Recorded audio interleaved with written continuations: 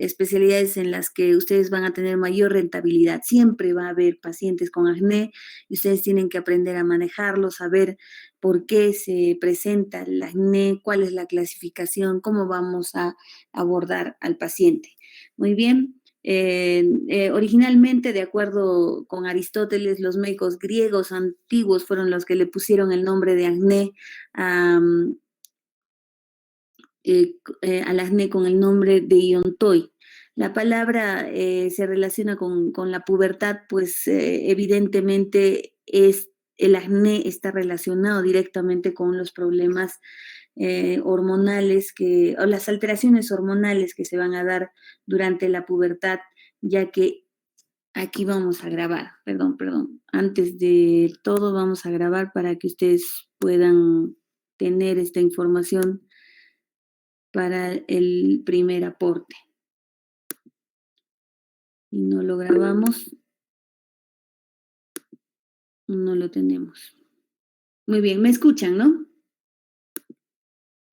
Sí, doctora.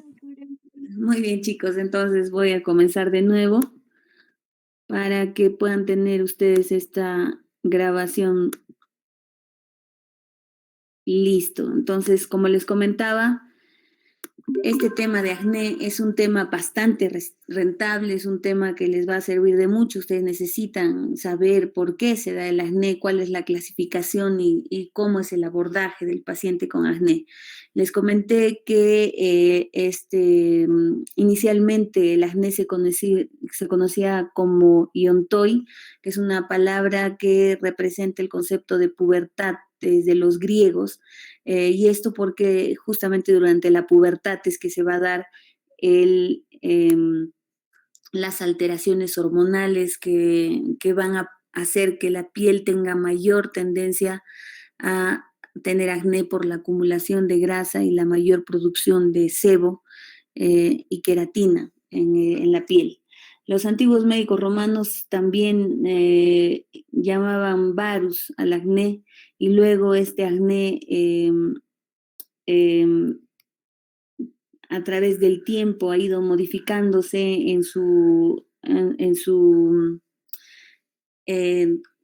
denominación y clasificación hasta que Robert, William y Thomas en el siglo XIX lo clasifican ya, lo conocen como acné y lo clasifican como acné simple, puntata e indurata.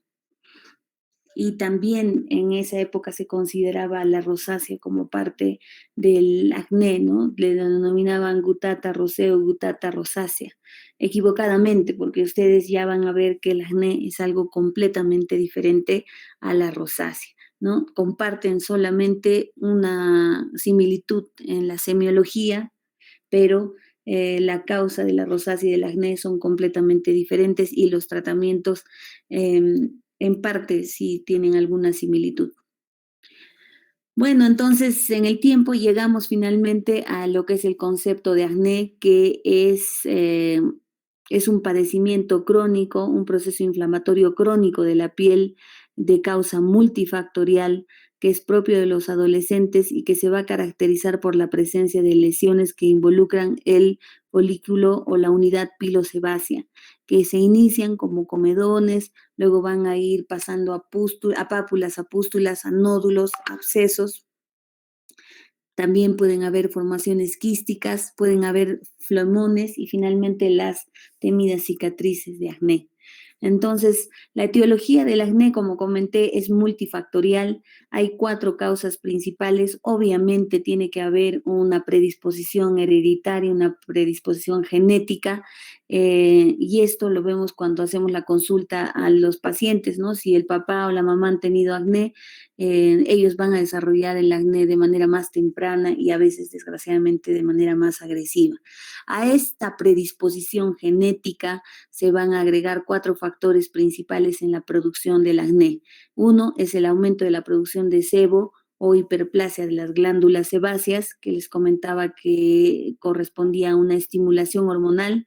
hay también una descamación anormal de los queratinocitos, hay una mayor producción y descamación de queratinocitos, hay presencia de Propionibacterium acnes, que es una bacteria que va a estimular el proceso inflamatorio a nivel local en la piel, y la misma, el estado proinflamatorio que tiene la piel, todos estos estimulados por el tema de desbalance hormonal o la alteración hormonal que sufrimos normalmente durante la adolescencia entre los 9 y los 24 años, ¿no? Solo el Propionibacterium acnes correspondería a esta sobrepoblación de esta bacteria.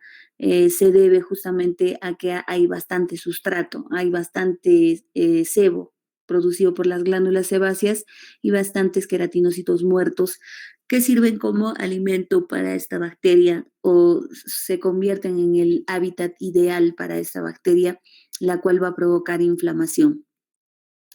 Otros factores relacionados a la producción del acné, como hemos dicho, aparte del tema genético, esta actividad hormonal que va a conllevar a la hiperproducción de grasa y queratina.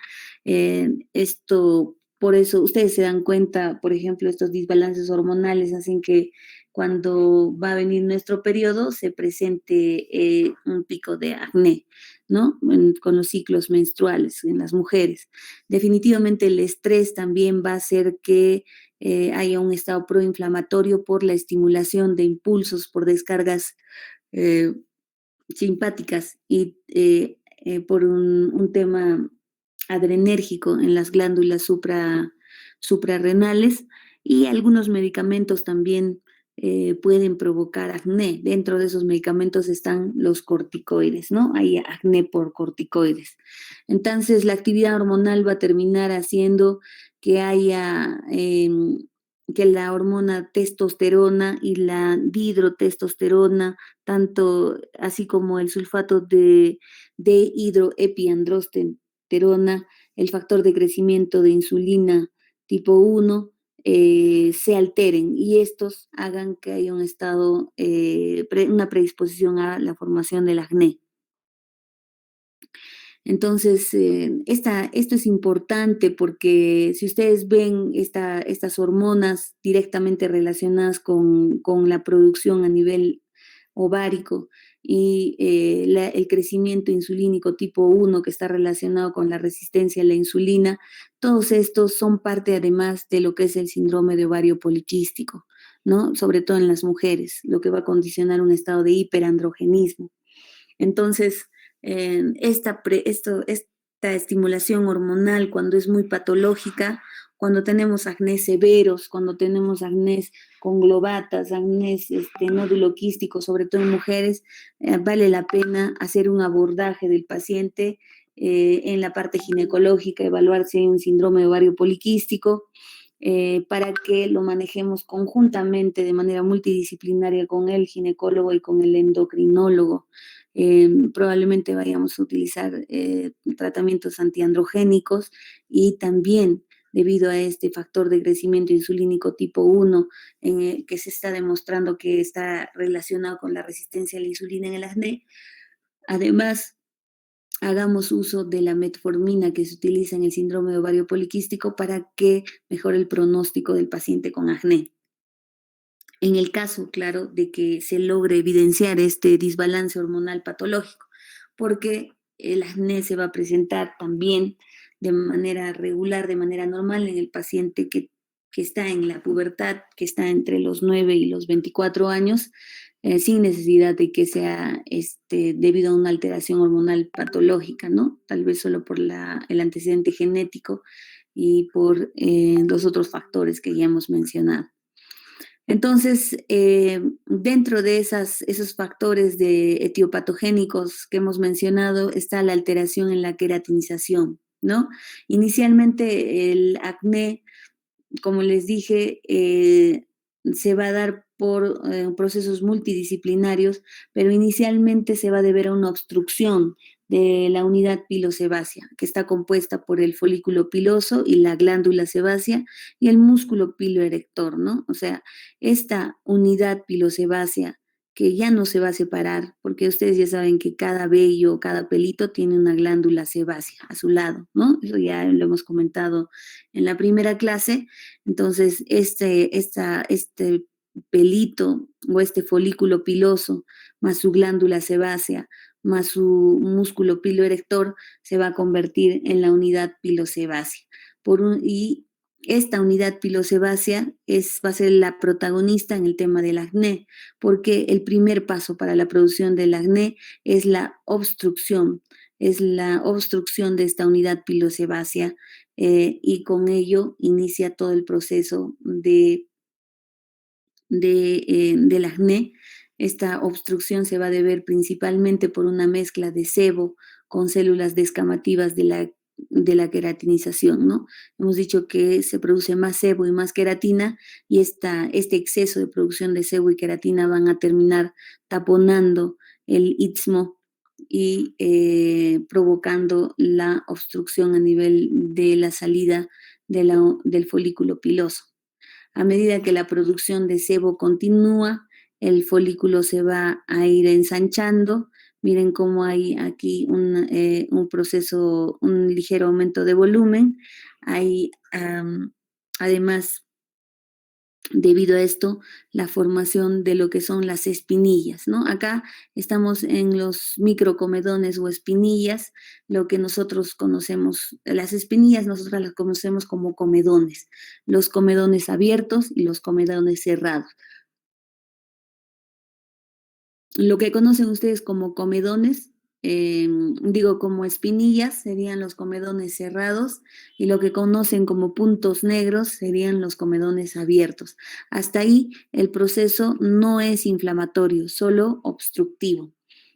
¿A qué se deben los puntos negros? A que un comedón cerrado se abre al medio ambiente, o sea, este punto se abre al medio ambiente, se produce la oxidación de la grasa, lo que va a condicionar que se forme una coloración oscura, y a eso le vamos a llamar comedones abiertos. Muy bien, entonces esas son las lesiones. La lesión básica del acné es esa, el comedón, lo que conocemos comúnmente como espinilla, el comedón abierto y el comedón cerrado, que sería el punto negro. El abierto la espinilla, y el cerrado el punto negro.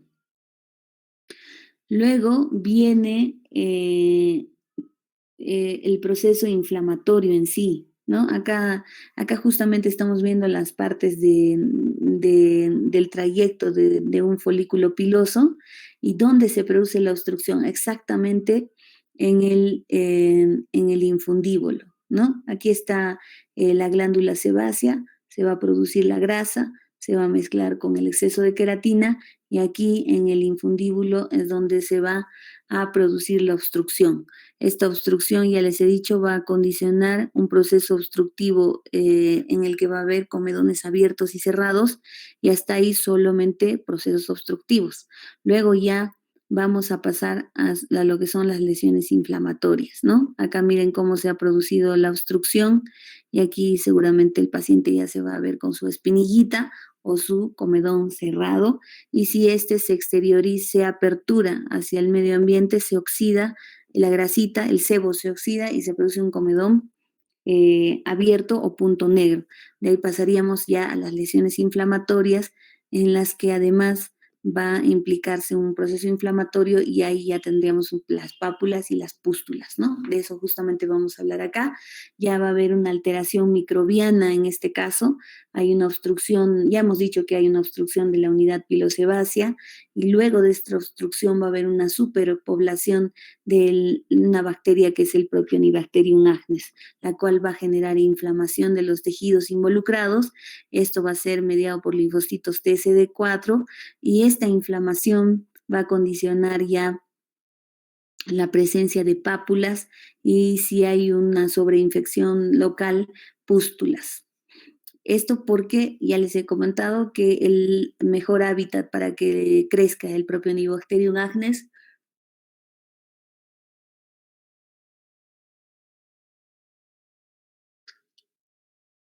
¿Me escuchan? Sí, doctora, Sí, sí se lo doctora. escucha. Sí, doctora.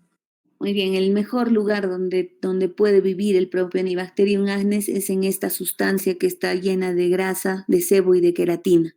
Entonces ya se produce un estado inflamatorio mediado por este Propionibacterium acnes y por esa predisposición inflamatoria que tiene el paciente adolescente por la estimulación hormonal, como les dije, y por su mismo estado de crecimiento, ¿no? En proceso, hay un estado proinflamatorio. Esta respuesta inflamatoria local se va a acentuar con los mediadores liberadores de citoquinas, como les dije, este estado proinflamatorio. Y esta inflamación local va a formar pápulas, luego pústulas que se pueden extender formando ya nódulos y quistes. ¿Y cuándo vamos a hablar de un nódulo y un quiste? Cuando esta proliferación local se destruya, cuando hay una destrucción de los límites de la cápsula de la glándula sebácea y esta sobrepase sus límites, ahí vamos a empezar a hablar de nódulos y si este se llena de abundante pus y líquido, de quistes. Además, vamos a hablar sobre nódulos y quistes cuando al haberse roto esta barrera del folículo piloso, este pueda comprometer otras unidades pilosebáceas, ¿no? Entonces, ahí cuando ya hay un compromiso de más unidades pilosebáceas, estamos hablando de nódulos, de quistes que van a terminar a veces provocando fístulas, ¿no? Y ahí vamos a ir viendo el acné conglobata. Muy bien, el cuadro clínico entonces, debido a esta historia que les he comentado, que inicia con obstrucción, inflamación y este compromiso de otros folículos pilosos, el cuadro clínico se divide en lesiones no inflamatorias y lesiones inflamatorias.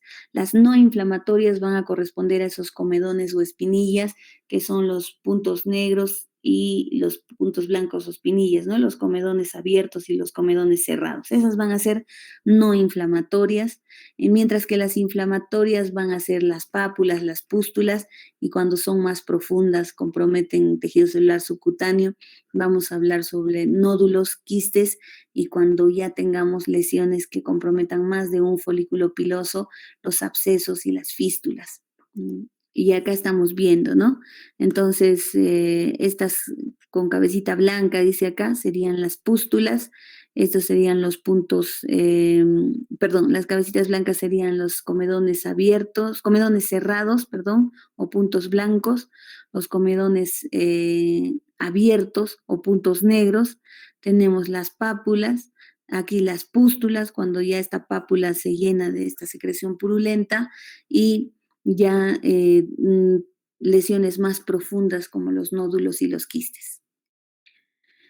Otras lesiones durante el acné son las cicatrices, ¿no? Desgraciadamente, cuando tenemos estos procesos inflamatorios que comprometen capas más profundas que la epidermis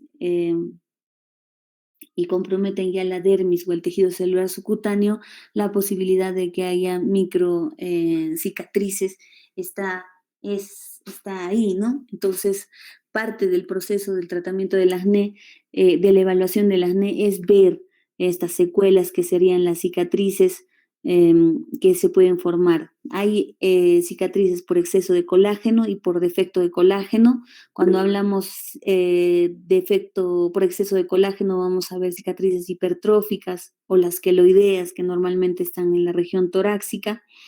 Y por defecto del colágeno vamos a ver cicatrices puntiformes, fibróticas, blandas, con atrofia muscular anetodérmica a veces en algunos casos, ¿no? Lo que más vamos a ver son estas cicatrices puntiformes que están viendo aquí. Nosotros le decimos en picayelo, porque son cicatrices que van de manera profunda hasta deformando la epidermis por una fibrosis que se va a provocar a nivel de la capa reticular de la dermis, ¿no? Entonces hay una fibrosis por debajo de la epidermis, en la piel profunda, y que está mostrando esta deformidad en la epidermis. Y bueno, también desgraciadamente como hay procesos inflamatorios locales, hay durante el proceso activo del acné hay pigmentaciones posinflamatorias. Entonces, nuevamente estamos acá con un cuadro para que ustedes reconozcan bien las lesiones inflamatorias y no inflamatorias, ¿no? Las lesiones no inflamatorias ya hemos dicho que son los comedones. Acá hay un error porque todos los dos son comedones. Las espinillas ya les he dicho son los comedones cerrados y los puntos negros son los comedones abiertos. Acá tenemos una pápula con una pequeña erosión, una pústula, un nódulo cuando ya la lesión se nota más profunda y con un compromiso de más unidades pilosebáceas y un quiste en el que normalmente ya por licuefacción el sebo se ha convertido en un líquido que está dentro del quiste. Entonces, gracias a reconocer estas lesiones que vamos a ver en el acné, vamos a poder realizar una clasificación según la lesión predominante y vamos a determinar así el grado de severidad. Ubíquense en esta clasificación del Colegio Ibero-Latinoamericano de Dermatología, que en su última edición sigue manteniendo esta clasificación desde el 2014. En el medio, según las lesiones predominantes, eh, con el que según la lesión predominante denomina el acné en acné comedónico o comedoniano, pápulo-pustuloso y nódulo quístico. Comedónico o comedoniano cuando solamente veamos comedones abiertos y cerrados, pápulo-pustulosa cuando la lesión predominante sean las pápulas y las pústulas, y nódulo quística cuando esta lesión predominante sean las lesiones más grandes, nodulares y quísticas. Y la severidad también se va a definir según la cantidad de lesiones que hay, ¿no? Puede ser un acné nódulo pápulo pustuloso leve cuando haya menos de 20 lesiones o menos de 20 pápulas y pústulas a un lado en una hemicara del rostro. Moderado cuando hay entre 20 a 50 lesiones, y vamos a hablar de un acné pápulo pustuloso severo cuando haya más de 50 lesiones de este tipo en el rostro. Y cuando veamos comedones, igual vamos a hablar de un acné comedoniano o comedónico leve, cuando tenga menos de 20 comedones en un lado del rostro, moderado cuando tenga entre 20 y 50 comedones, y severo cuando tenga más de 50 comedones. Los nóduloquísticos también están igual, leve, moderado, severo según la cantidad, pero ya cuando vemos lesiones nóduloquísticas, ya estamos pensando que es un acné un poco más refractario al tratamiento, porque desgraciadamente ya probablemente estén quedando cicatrices porque son lesiones profundas, ¿no? Que van a sobrepasar la membrana basal. Luego podemos clasificarlas, como vemos en el lado de la derecha, según la edad. Podemos clasificar el acné en neonatal cuando el paciente que presenta el acné tiene menos de 30 días de nacidos, del lactante hasta los 24 meses o 2 años, infantil entre los 2 y los 7 años, adolescente entre los 8 y los 11 años, acné del adolescente, el clásico acné que todos hemos tenido o que la mayoría tiene entre los 12 y los 24 años, y finalmente clasificaríamos en acné del adulto al acné que está presentándose en el paciente de más de 25 años. Lo normal que tengamos acné, todos hemos tenido o la mayoría ha tenido acné entre los 12 y los 24 años. Esa es la edad en la que cuando uno ve acné no se sorprende, no sospecha ningún problema, a menos de que sea un acné muy severo, pero normalmente es parte de la edad tener este acné. El problema es que cuando presenta uno lesiones muy inflamatorias, se tiene que tratar para evitar que queden secuelas o cicatrices. Pero cuando tenemos un acné El acné neonatal también es un acné esperable porque corresponde a la estimulación hormonal que ha pasado la,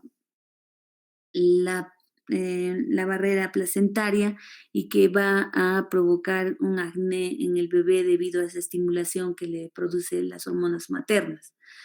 Sin embargo, después, cuando tenemos un acné infantil, un acné preadolescente que se presente en cantidad moderada, eso nos tiene que llamar la atención porque nos está hablando de una alteración hormonal, ¿no? Un paciente que tiene una alteración hormonal que está produciendo andrógenos antes de lo esperado y que debe tener alguna alteración hormonal, un problema en el crecimiento. Lo mismo va a pasar cuando el acné se presente en un paciente mayor de 25 años, un adulto. En ese caso también estamos hablando de una estimulación hormonal patológica, ya no funcional, ya no fisiológica, y ahí vendría lo que hemos hablado, ¿no? Hay la sospecha, sobre todo en mujeres, de un síndrome de ovario poliquístico, una hiperandrogenismo que esté condicionando esta alteración hormonal y que se tiene que manejar de manera multidisciplinaria. Ya no lo maneja solo el dermatólogo, lo manejamos con el ginecólogo, con el endocrinólogo. Finalmente hay formas especiales, formas como el acné fulminans, en el que hay eh, una destrucción de la estructura del folículo piloso, de la unidad pilosebácea. En más de dos, tres unidades pilosebáceas hay abscesos que van a condicionar este acné fulminans y el conglobata que también se va a presentar, pero en edades, en pacientes de más edad, justamente por este acné del adulto, ¿no? Está relacionado más con la alteración hormonal patológica. En ambos casos, lo que vamos a ver son abscesos y fístulas, perdón. Entonces, ahora vamos a mirar lo que hemos visto en este cuadro, ¿no? Porque ya les he dicho que en dermatología todo es visual, hay que aprender. Durante estos meses ustedes lo que van a hacer es aprender a tener memoria fotográfica. Todo tienen que ver, todo tienen que mirar a través de fotografías para que se hagan una idea de lo que es estas enfermedades. Entonces, tenemos el acné leve primero, que normalmente está descrito por ese acné comedoniano, este acné que en la clasificación refiere a presencia de comedones abiertos y cerrados en un número menor de 20 en una hemicara. Hay escasa o nula inflamación y esta escasa o nula inflamación eh, que hay en la piel va a condicionar lesiones muy pequeñas que creo que todos hemos tenido y que normalmente cuando hay un número menor a 5 a 10 pues no requiere mayor tratamiento, ¿no? Que el aseo, que la limpieza normal en estos casos. Luego nos pasamos a un acné moderado a grave, en la que la lesión, bueno, moderado o grado 2, perdón, en la que lo que predomina son las papulopústulas y el número de lesiones suele ser mayor de 20 a 50, ¿no? Ese es el acné moderado, ¿no? Una combinación casi siempre de lesiones papulopustulares en gran cantidad, más de 20, más de 50 lesiones en un lado del rostro. Aquí vemos esta imagen, es lo que más vemos en la consulta porque ahí el paciente se preocupa y definitivamente requiere una intervención médica para controlar el acné, para que no se complique más y para que no queden secuelas. Luego viene el acné severo, en el que la principal, bueno, van a haber más de 50 lesiones inflamatorias en la mitad del rostro, pero lo que va a predominar van a ser las lesiones grandes y profundas, no solamente las pápulas y las pústulas, sino lo que más va a predominar en el acné severo grado 3 son los nódulos y los quistes, que son lesiones inflamatorias profundas, ¿no? Entonces aquí definitivamente como ya son profundas, la posibilidad de que quede una cicatriz es mayor. Hemos hablado de estas formas especiales en las que además de los nódulos de las quistes vamos a ver abscesos y fístulas y estos abscesos y fístulas van a condicionar un acné fulminans y un acné conglobata. Y hemos dicho que la diferencia entre estos es básicamente la edad y la etiología de la enfermedad, porque en el acné conglobata ya tenemos un paciente de más edad, de entre 18 y 30 años, en el que claramente hay una alteración hormonal. Obviamente hay que hacerlo, evaluar por endocrinología, ¿no? Porque como ya no tenemos este problema de que hay una alteración hormonal que podamos corregir y de esa forma alterar el crecimiento del paciente, porque es un paciente ya mayor, que está, incluso dentro de los 30 años, podemos ayudar a regular el tema hormonal en este paciente. Entonces, miren estas imágenes, qué triste, ¿no? Ver un paciente que llegue a este momento, porque desgraciadamente ya iban a quedar cicatrices, ¿no? Secuelas, que también se van a tratar, pero que conllevan también un tema económico y una alteración psicológica porque hemos permitido, o bueno, dentro de todo, o sea, pero los familiares también a veces se descuidan y no toman en cuenta la enfermedad del paciente. ¿No? Acá tenemos el acné conglobata, miren, sobre todo estos abscesos y estas fístulas cuando están en la región del tórax, desgraciadamente van a predisponer a cicatrices queloides, ¿no? Y esas cicatrices queloides terminan también siendo una alteración que tenemos que tratar más adelante como parte de las secuelas del acné. Entonces, también hemos hablado por la edad de este acné que va a aparecer en el recién nacido dentro de las 48 a 72 horas de vida, que se caracteriza por estos comedones cerrados o espinillas, algunas pápulas y algunas pústulas, todo esto por la estimulación de los andrógenos de las glándulas suprarrenales del bebé, pero básicamente por la estimulación que se produce desde la madre, ¿no? Muy bien.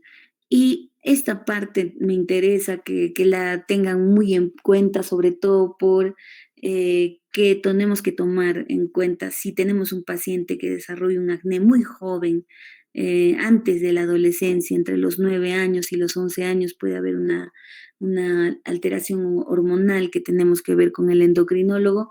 Y si tenemos un paciente que presenta acné después de los 24 o 25 años, como dice el Colegio Iberoamericano, más de 25 años, ese acné ya no va a ser por una estimulación hormonal fisiológica, sino que también debe haber una alteración hormonal, un estado de hiperandrogenismo, y este debido normalmente al síndrome ovario poliquístico. También pueden ser tumoraciones muy poco, pero principalmente al síndrome ovario poliquístico. Entonces, en esta imagen de acá están viendo todo lo que va a condicionar un síndrome ovario poliquístico. Va a provocar una alteración en el pelo, provocando una alopecia androgenética, el acné del paciente, el acné del adulto, va a provocar este síndrome ovario poliquístico que van a ver en ginecología seguramente, una oligomenorrea o amenorrea, ciclos anovulatorios.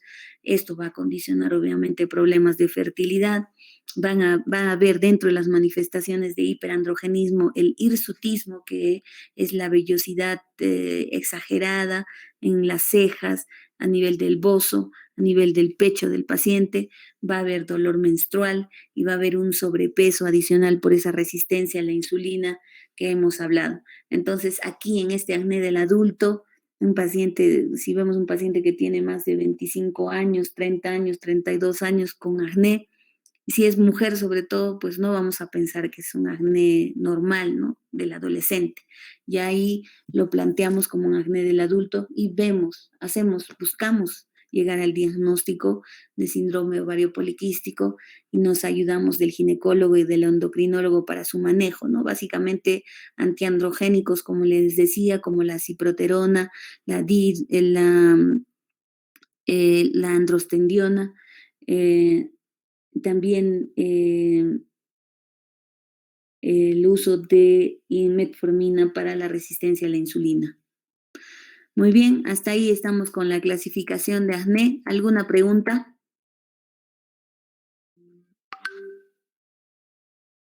¿Preguntas? Hola, Doctora, buenas disculpe tardes. una Yo quería consulta. preguntarle, Muy bien, vamos primero con las damas. doctora, respecto al tratamiento en acné en personas adultas, ¿qué tan recomendable es el uso de la isotretinoína? Ahorita vamos a empezar a ver lo que es el tratamiento y sí, efectivamente la isotretinoína, que es un retinoide, es vitamina A a altas concentraciones, es uno de los medicamentos que se utiliza con mayor frecuencia, pero no necesariamente de ingreso, ¿no? Dependiendo del grado del acné. Ahorita vamos a ver vamos a hablar sobre el tratamiento de acné. Y, Sí, doctora, gracias. teníamos una pregunta de vuestro compañero. Doctora, disculpe, mencionó que dentro de la etiología los tumores serían causantes de acné. ¿Estos tipos de acné producidos por tumores tienen algo característico? No, hay tumores que van a alterar la producción hormonal normal de nuestro cuerpo y la característica principal va a ser que tanto estos tumores como los síndromes de hiperandrogenismo en varones, en mujeres, se van a presentar en edades fuera de lo normal. Uno debe sospechar de estas patologías cuando tenemos un acné fuera de la edad normal, fuera de entre los 9 y los 24 años. Si se presenta muy joven, debe haber alguna alteración hormonal patológica, y si se presenta muy mayor, después de los 25 años, también debe haber una alteración hormonal patológica. Eh, Eso es la característica principal. Digamos, la diferencia sería la edad en la que se va a presentar.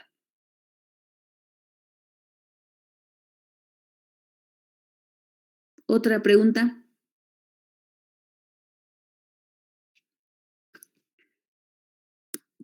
No hay más preguntas, entonces nos vamos a lo que es el tratamiento del acné. Esta es la última parte ya y es también muy importante. Nuevamente, aquí tendríamos lo que es la clasificación del acné. Ya hemos hablado, hemos dicho que el acné tiene comedones cerrados o espinillas, comedones abiertos o puntos negros, pápulas, pústulas, nódulos, quistes. Hemos dicho que también hay abscesos y fístulas y según eso vamos a hacer la clasificación en acné comedoniano, pápulo pustuloso, nódulo quístico. Hemos dicho que la edad es importante, que la edad frecuente en el preadolescente y en el adolescente normalmente podríamos considerar entre comillas normal el acné, pero hay que parar las orejas de todas maneras cuando aparece muy tempranamente y es de carácter moderado a severo. Si es que dentro de los 8 y 11 años tenemos un acné leve con unos 3, 4 comedones o espinillas, pues no nos preocupamos, ¿no? Pero si en la edad preadolescente, entre los 8 y los 11 años, tenemos un acné severo o un acné moderado, pero nódulo quístico, con lesiones ya muy aparatosas, muy profundas, tenemos que sospechar de una alteración hormonal, al igual que lo vamos a hacer cuando tengamos un acné del adulto en más de 25 años, ¿no? Entonces, una vez que hemos logrado nuestra clasificación, si hemos visto este, las características, el número de lesiones, la cantidad de lesiones que puede haber para definir si es leve, menos de 20 lesiones, moderado entre 20 y 50 lesiones, severo más de 50 lesiones, ya tenemos clasificado nuestro acné y nos vamos al tratamiento. El tratamiento lo vamos a ver según este esquema, este algoritmo del 2019 del Colegio Ibero-Latinoamericano de Dermatología, el CILAT, con su grupo de estudio del acné, el GILEA, ¿no? Entonces, ya hemos dicho que hay un acné comedoniano o comedónico, y para ese acné normalmente el tratamiento es completamente tópico, ¿no? Acá estamos, acné comedónico o comedoniano, el tratamiento completamente tópico, lo que se usa son cremas, retinoides, dentro de ellos tenemos la tretinoína y el adapaleno, idealmente el adapaleno, que es lo que más se utiliza, al 0,1% para uso tópico en estos lesiones, estas espinillas o puntos negros que ustedes conocen, que ahora ya saben que lo van a denominar como comedones cerrados y abiertos. También podemos utilizar peróxido de benzoilo, que es un antimicrobiano, y podemos combinar, que es lo que normalmente hacemos todos, combinar el adapaleno con el peróxido de benzoilo, sobre todo al inicio, cuando la lesión está muy inflamatoria. A eso, cuando tenemos puntos negros muy profundos, un paciente con una piel muy grasosa y la cantidad de comedones es alta, si tenemos un acné comedoniano severo con más de 50 lesiones, tenemos que darle algunos cuidados cosméticos, ¿no? Podemos darle desde un jabón que nos ayude a eliminar la excesiva cantidad de grasa y la excesiva cantidad de queratina. Estos jabones son a veces, son limpiadores, la mayoría son en gel, también hay en barra, que tienen desde solo ácido salicílico hasta azufre, según el tipo de piel que estemos abordando. Si tenemos una piel sensible, una piel delicada, que no es piel grasa, sino una piel mixta con predominio de grasitud en la zona T, o sea, en la frente y en la región perinasal, entonces si tenemos una piel que no es muy grasa y que es sola o mixta o muy sensible, utilizaremos solo ácido salicílico en productos que tengan algún calmante posterior como la aloe vera o el alfa bisabolol, que es la manzanilla. Pero si tenemos un paciente que tiene una piel completamente grasosa, súper estimulada por las hormonas, no le va a hacer ni cosquillas el ácido salicílico, ¿no? Ahí le vamos a dar jabones que contengan azufre.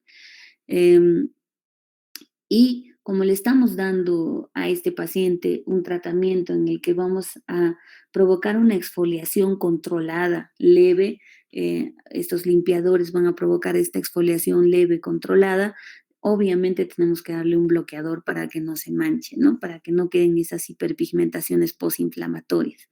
Y el bloqueador definitivamente tiene que ser de en consistencia líquida, no puede ser crema, porque si es cremoso, pues obviamente va a aumentar el taponamiento. Luego tenemos procedimientos para retirar los comedones. Nunca hay que hacerse una limpieza en un lugar estético, en una cosmética, con una cosmiatra, con un médico estético, porque a veces ellos no conocen cuál es el mecanismo, cómo se debe hacer esta microabrasión o esta extracción de comedones, ¿no? Este proceso se tiene que hacer bajo la supervisión del dermatólogo. A veces nosotros lo dejamos a nuestro asistente, pero nuestro asistente, una enfermera capacitada que conoce perfectamente la diferencia entre lesiones de acné inflamatorias y lesiones de acné no inflamatorias, lo que ustedes también ahora ya conocen. Entonces, ¿qué quiere decir lo que estoy diciendo? Que cuando haya un paciente que requiere una limpieza, lo que vamos a hacer es derivarlo con el dermatólogo y este lo va a poner en manos de un personal que conoce perfectamente cómo se hacen estas limpiezas.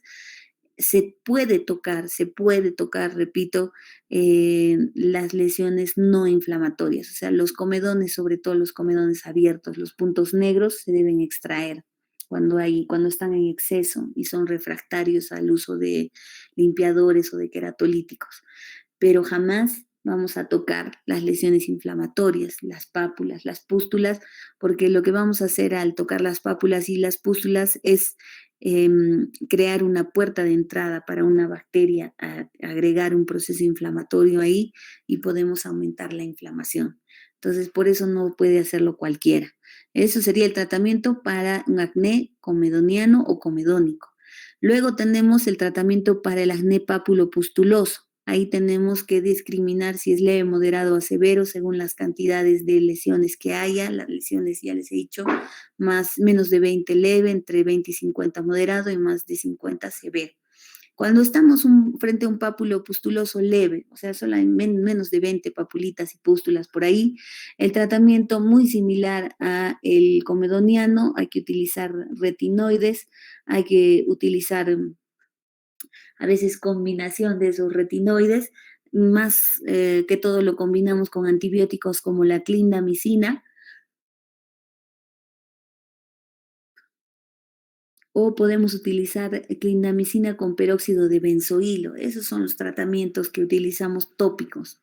Pero cuando ya es moderado, a esos tratamientos tópicos tiene que agregársele definitivamente, como son lesiones inflamatorias en la que ya hay compromiso de Propionibacterium acnes, se le tiene que agregar un antibiótico que tiene capacidad antiinflamatoria. Estos antibióticos han sido estudiados altamente.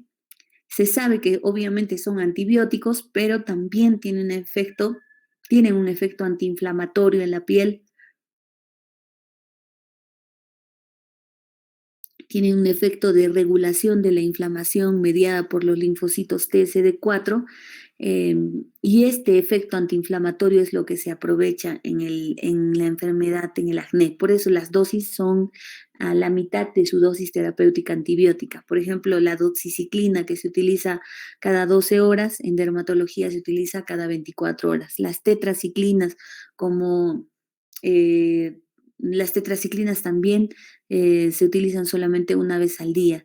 La aminociclina, la limeciclina, también se utiliza normalmente como su dosis antibiótica es 2 veces al día, y su dosis para acné, su dosis inflamatoria es solamente 100 miligramos cada 24 horas. La eritromicina, que se va a utilizar sobre todo en los pacientes menores de 8 años y en las pacientes gestantes, en los que no vamos a poder utilizar estos otros antibióticos que contienen efecto antiinflamatorio, que se utiliza normalmente 4 veces al día, se va a utilizar solo 2 veces al día.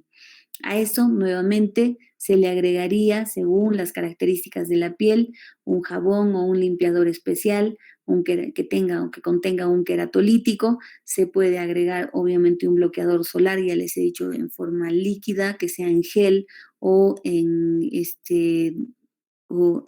esos geles neutralizados, o sea que parecen como agua, pero nunca en crema, ¿no? Y también, si es que tiene uno que otra lesión comedoniana, se puede hacer extracción de comedones.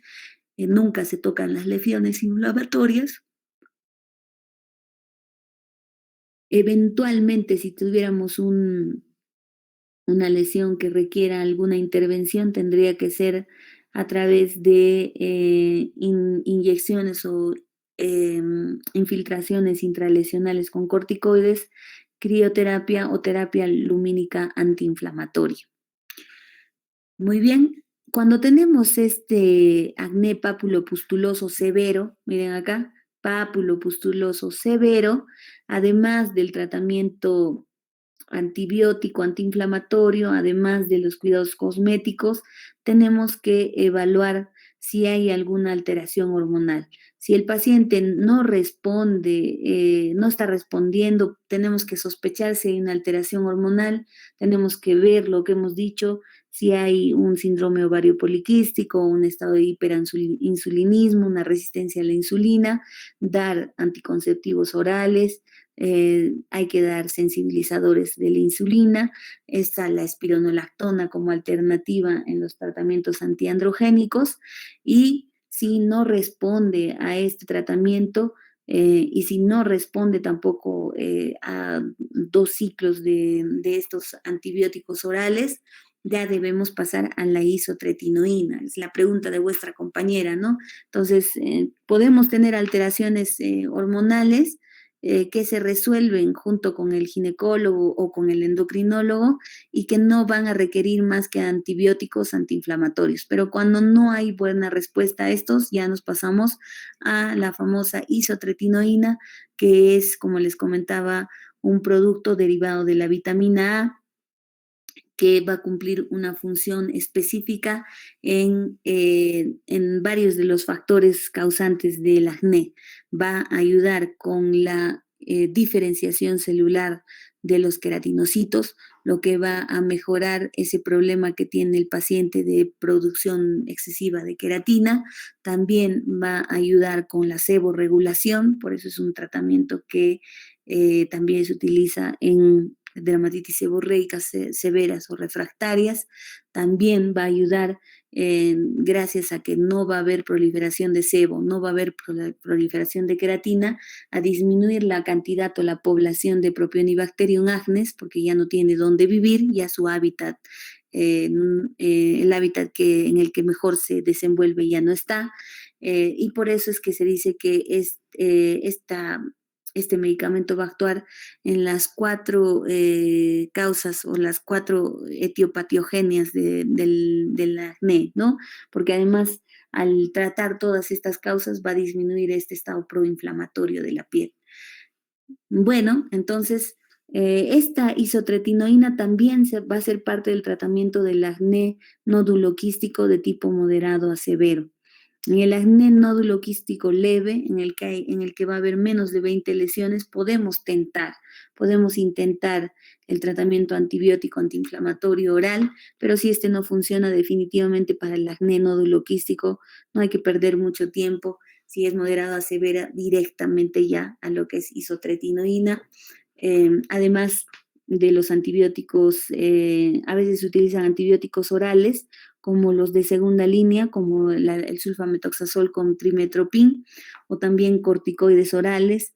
Muy rara vez utilizamos Dapsona, nunca lo he usado en realidad, pero sí está descrito en la literatura, ¿no? Lo que sí tienen que recordar es que la isotretinoína jamás se mezclará con la doxiciclina, con la limeciclina, con la minoxiclina, con ninguna tetraciclina en realidad, porque va a provocar signos y síntomas de pseudotumor cerebral, ¿ya? Pseudotumor cerebral, que es básicamente mareos y dolor de cabeza debido a que hay una interacción entre esta isotretinoína con todas estas tetraciclinas. Entonces, con esas no se va a mezclar. Finalmente, ya cuando hemos repasado todo, cómo se tiene que manejar un acné comedónico, pápulo-pustuloso, nódulo quístico, ya sabemos que el acné se debe a una estimulación hormonal que va a persistir hasta los 24 años, eso no lo podemos cambiar. Sabemos que va a haber una predisposición genética del paciente, tampoco lo podemos cambiar. Eso quiere decir que los tratamientos que vamos a dar están dirigidos a controlar el acné de manera aguda, o sea, en la fase de ataque, pero tiene que quedar un tratamiento, como dice acá, de mantenimiento para evitar las recidivas. Si no dejamos un tratamiento de mantenimiento, como la estimulación hormonal sigue hasta los 24, 25 años, entonces persiste también la hiperproducción de grasa e hiperproducción de queratina. Si persiste esta hiperproducción de grasa y de queratina, nuevamente puede presentar el paciente una recidiva. Entonces hay que mantener controlada esta hiperproducción de grasa y queratina con retinoides tópicos. A veces utilizamos peróxido de benzoilo cuando hay lesiones grandes. Y de segunda línea, el ácido acelaico, que casi no lo usamos, la verdad. Muy bien. Tiene además que mantener un jaboncito seborregulador, y si no lo hace, pues desgraciadamente va a ir recidivando cada vez, ¿no? Esto lo tiene que hacer pues hasta los 24, 26 años, que es cuando la estimulación hormonal va a bajar. En el tratamiento de las cicatrices de acné, definitivamente lo que más se utiliza en estas lesiones en picahielo es el CO2, el láser de CO2 ultrapulsado. También se utiliza el Erbium Jack. En Cusco, desgraciadamente, como tenemos piel cobriza, algunos tenemos la piel un poco más oscura, tenemos una piel más de color más mestizo. Este CO2 más la radiación solar que manejamos, que es muy alta, termina provocando hiperpigmentación post procedimiento, es muy peligroso. Entonces, cuando se hace, tiene que ser bajo manos expertas, con médicos dermatólogos que van a preparar esa piel para evitar de que haya una hiperpigmentación postinflamatoria, y pasemos de cicatrices de acné a manchas por el procedimiento, ¿no? Entonces, es un poco más restringido en Cusco. En otros países donde no hay tanta radiación y la piel es más blanca, caucásica, pues hay menos riesgo de pigmentación. Pero acá esa no es nuestra realidad. En Cusco, en Lima, todavía se puede hacer en épocas de invierno, perdón. Pero si se hace aquí, definitivamente tiene que ser en manos de un dermatólogo, no de un médico estético, que es un médico general que ha hecho unos cuantos cursos. Pero hay otros tratamientos alternativos, dependiendo de la severidad, el Dermapen o las subcisiones que se hacen para quitar esa fibrosis por debajo de la epidermis y los rellenos con ácido hialurónico, ¿no? Hay varias alternativas, sigue siendo el CO2 definitivamente la mejor alternativa en las cicatrices hipotróficas del acné o en estas en picayelo, como les comentaba, o en rol también, pero no lo va a quitar al 100% tampoco, ¿no? Lo va a quitar en un 40-60% y las otras alternativas que hay también hay que tomarlas en cuenta, sobre todo porque estamos en Cusco, ¿no? El Dermapen es una de ellas, que son microagujas que van a penetrar en la piel del paciente, mejorando o provocando un estado, la cicatrización y la formación de colágeno. También están las subcisiones que les he dicho que es una aguja que va a entrar por debajo de la piel para romper estas fibras de colágeno y elastina que están haciendo que se retraiga la piel hacia abajo, hacia adentro, y los rellenos de ácido hialurónico. Esta cartilla quería mostrárselas para que vean cómo hemos trabajado con los grupos anteriores de dermatología. Hemos hecho nuestra proyección a la comunidad a través de estas cartillas informativas de recomendaciones para el acné y acá vuestros compañeros han hablado con claridad para que el paciente pueda entender qué es el acné, por qué se produce, todo lo que hemos hablado ahora, cuáles son los cuidados básicos en el tema del acné, que no tienen que usar obviamente maquillaje, no tienen que utilizar porque taponan más, los jabones o limpiadores tienen que ser de acuerdo al tipo de piel, como les decía, el limpiador tiene que utilizarse 2 veces al día, no hay que estar usando a cada rato ni ser muy agresivos, no dañar la piel, hay que usar bloqueadores que sean de consistencia fluida, que de preferencia en gel, que es lo más fluido que hay o lo más fluido que haya, porque las cremas van a taponar y van a aumentar el acné igual que el maquillaje. Y dentro de la dieta tenemos principalmente, bueno, ya se han hecho muchos estudios sobre la dieta y el acné y ya se ha determinado que lo que más activa el acné, este estado proinflamatorio, es una alteración en el índice glicémico. Cuando el índice glicémico, o sea, la cantidad de azúcar en el torrente sanguíneo está alta, este va a provocar un estado inflamatorio mayor. Entonces, para evitar eso hay que evitar consumir azúcar, evitar consumir productos que se vayan a volver azúcar en nuestro cuerpo, ¿no? Sobre todo el azúcar, las bebidas muy azucaradas, las gaseosas, pero los productos que se van a volver azúcar en nuestro cuerpo son básicamente las harinas refinadas, los pastelitos, las tortas, las galletitas y también el alcohol. Ahí faltaba poner el alcohol. Además, el consumo de productos lácteos ocupa el segundo lugar entre los que va a producir mayor estimulación de un acné inflamatorio y entre los productos lácteos sobre todo el queso. Lo que va a disminuir la formación del acné es el consumo de frutas y verduras. Hay que incrementarlo, hay que incrementar el consumo de agua, hay que evitar el estrés, incrementar la actividad física y recordar lo que hemos comentado ya varias veces, ¿no? Que si el acné se presenta en mayores de 24 a 26 años, el manejo va a ser multidisciplinario con el ginecólogo y con el endocrinólogo. Además, también en esta cartilla estos están mencionando lo que acabamos de decir, ¿no? Que tiene que haber un seguimiento para poder ir revisando al paciente de manera periódica y dejarle un tratamiento de mantenimiento. Muy bien, ahí terminamos con lo que es acné y preguntas.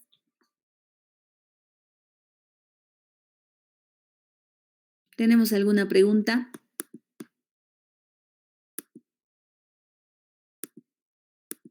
Doctora, yo quería hacerle otra preguntita. Dime.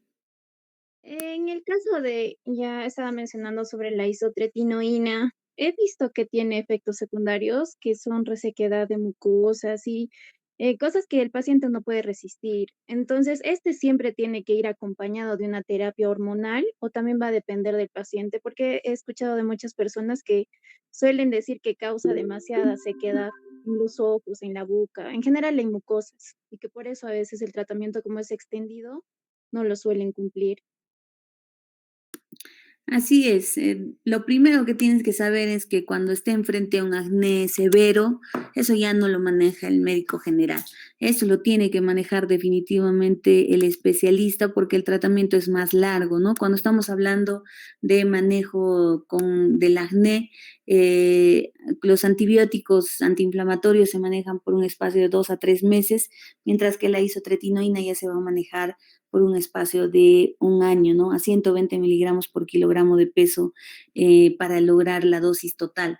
Entonces, esto ya lo manejamos nosotros, los dermatólogos. Primero tenemos que hacerle un perfil hepático, un perfil lipídico, para definir si el paciente está en condiciones de recibir isotretinoína. Hay que ver si no hay antecedentes de dermatitis atópica que pueda condicionar mayor resequedad en la piel, en el rostro o en los labios. Hay que ver si hay antecedentes oftalmológicos, antecedentes psiquiátricos, porque desgraciadamente la isotretinoína no se va a poder utilizar en pacientes que tienen depresión severa o están bajo tratamiento con antidepresivos. Porque desgraciadamente han habido reportes de pacientes que han exacerbado su cuadro de depresión con el uso de la isotretinoína, y ha habido un reporte, solo uno, pero desgraciadamente ya hubo uno, de un suicidio hace más de 20 años, y por ese motivo es que somos muy celosos de dar isotretinoína en paciente con estados depresivos en tratamiento médico psiquiátrico. Una vez que hemos evaluado todos esos pros y contras y ya hemos visto que hay un fracaso con el tratamiento antibiótico, se inicia la isotretinoína. Pero la isotretinoína, eh, el paciente la va a recibir, como les digo, por un año, con controles de triglicéridos cada 2, cada 3 meses, y hay que darle, debido a estos efectos adversos que menciona vuestra compañera muy bien. Ella describe que hay una resequedad cutánea. Pues sí, porque hay una alteración en la producción de las glándulas sebáceas que van a disminuir en su producción de grasa, y por consiguiente la piel va a estar más seca.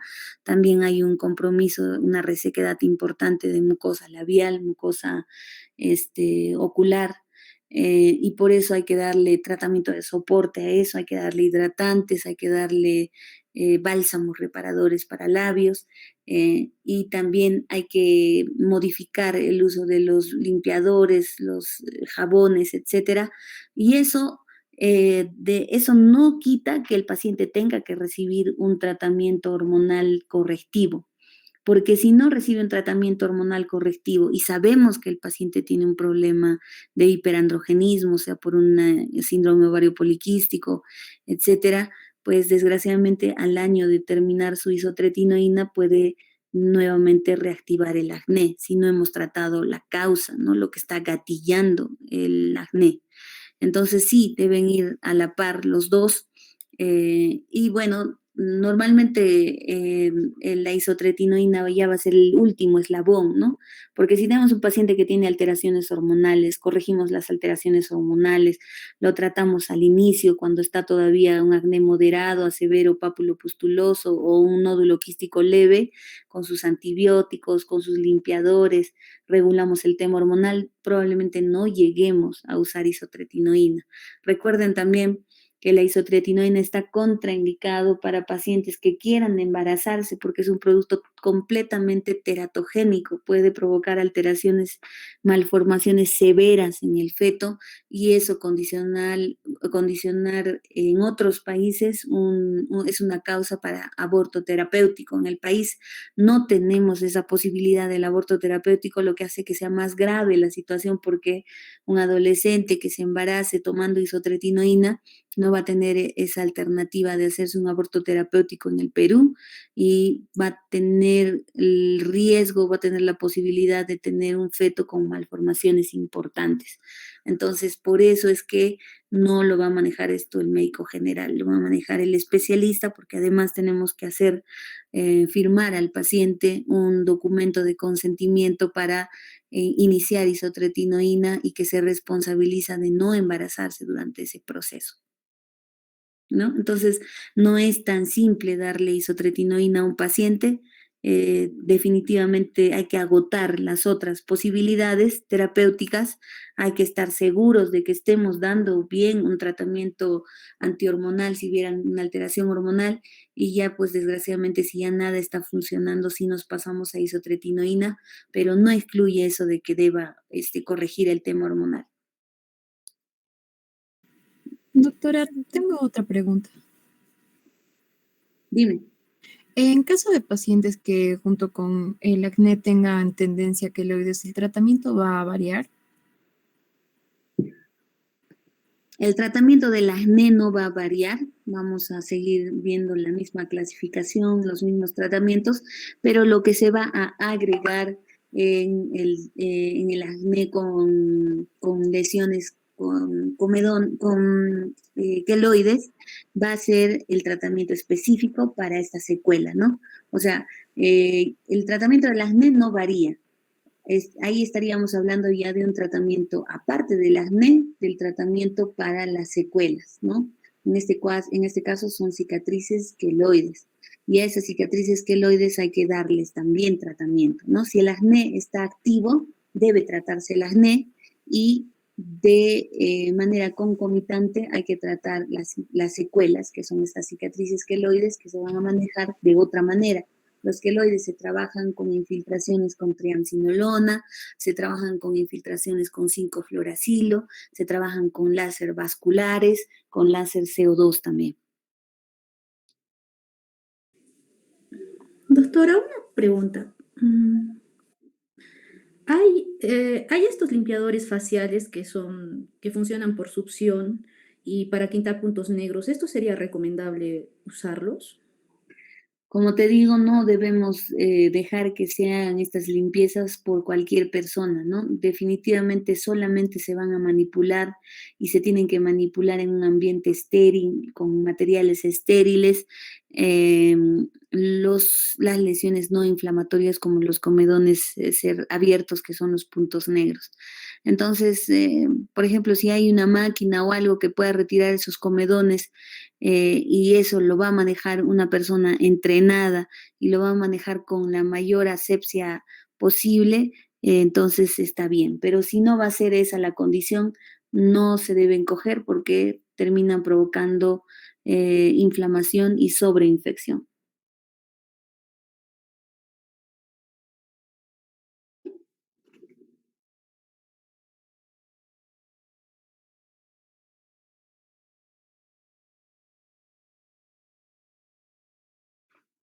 ¿Alguna otra pregunta? Doctora, buenas tardes. Una pregunta. ¿Cuál sería la causa más frecuente de este acné juvenil en el caso de los varones? ¿Qué es lo primero que debo sospechar? En el acné juvenil, en los varones no sospechamos nada, o sea, como les decía, el acné juvenil es el acné que hemos tenido todos, ¿no? El acné que se va a dar entre los 12 y los 24 años, que se está dando justamente porque hay una estimulación hormonal. Lo que es cierto sí es que en los varones, desgraciadamente, como la estimulación hormonal es mayor, eh, el acné suele ser más, se presenta más como acné moderado, acné severo, sobre todo en esos pacientes en los que haya una predisposición genética, ¿no?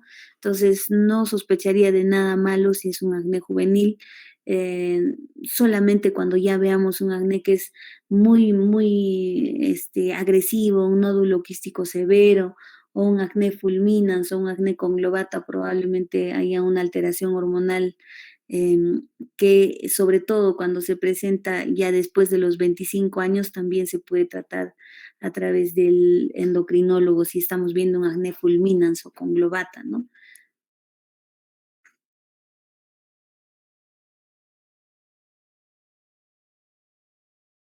¿Otra pregunta?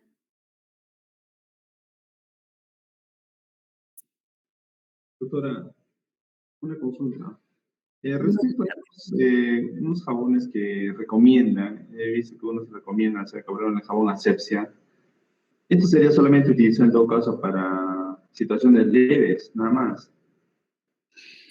Como hemos visto en este cuadro, los limpiadores están recomendados en en los acnés comedonianos, en los acnés papulopustulosos, hasta los severos, ¿no? En el nódulo quístico es donde ya el jabón no hace mayor cambio en la terapéutica porque las lesiones ya son profundas.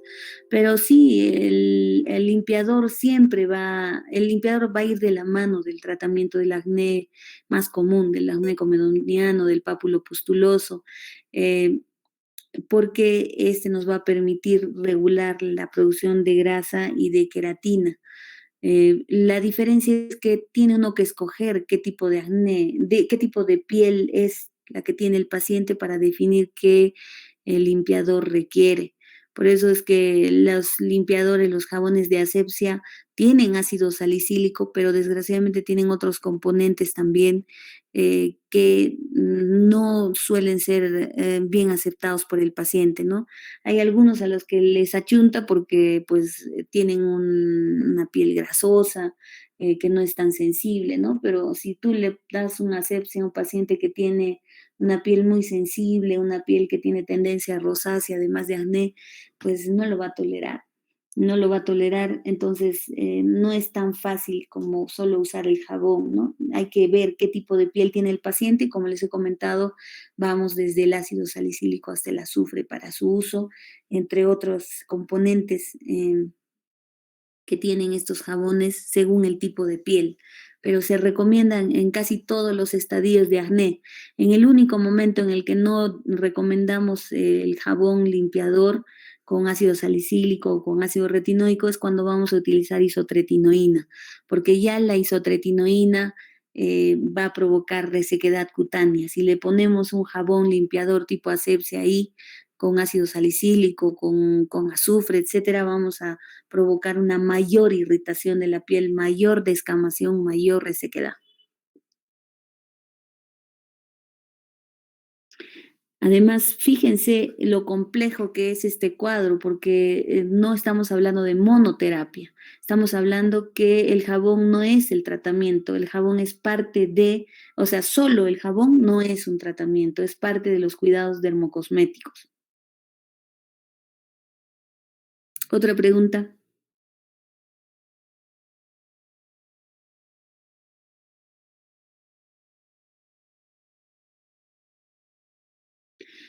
¿No hay más preguntas, chicos?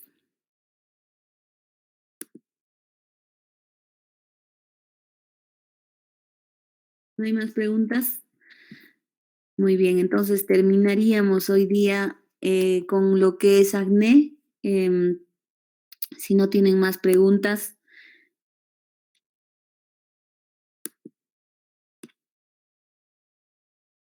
nos veríamos ya para nuestra